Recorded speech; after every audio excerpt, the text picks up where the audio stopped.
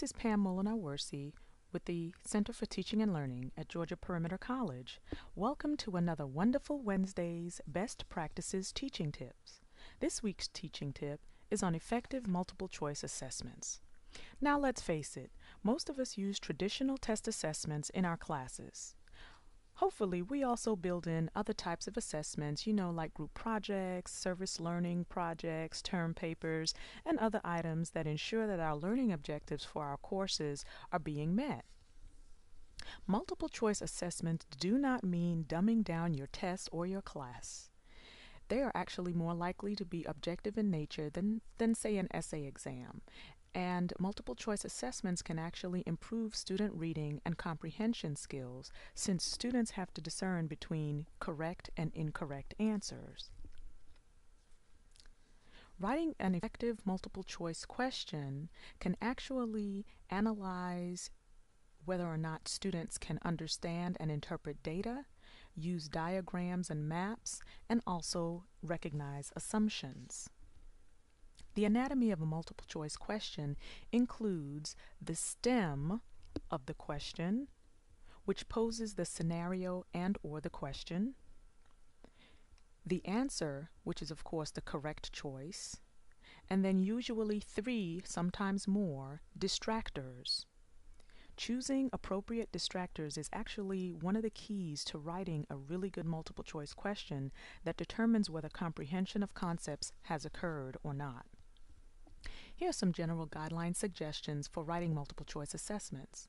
First, you want to distinguish between objectives which can appropriately be assessed using multiple choice items. There's some objectives that'll be better assessed by using other means. You should also try to use clear, straightforward language in the stem of the item. Try to avoid using any additional information that is not pertinent to the concept. Also, try to stay away from the none of the above or all of the above option. In the all of the above option, students merely need to recognize 2 correct options to get the answer correct. They may not even know about the other choices.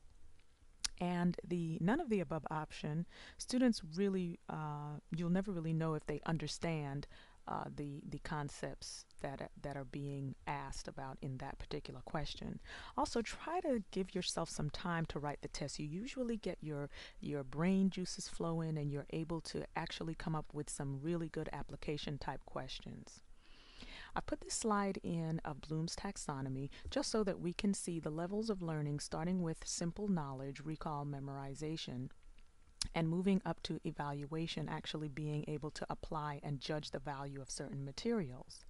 In this next slide, you see that Bloom's taxonomy has actually been kind of tweaked for test development, and it includes the simple knowledge type learning, but it also moves up to the problem solving level. So you want to be able to ask questions where you can determine if the students can actually solve problems using the information that they've learned.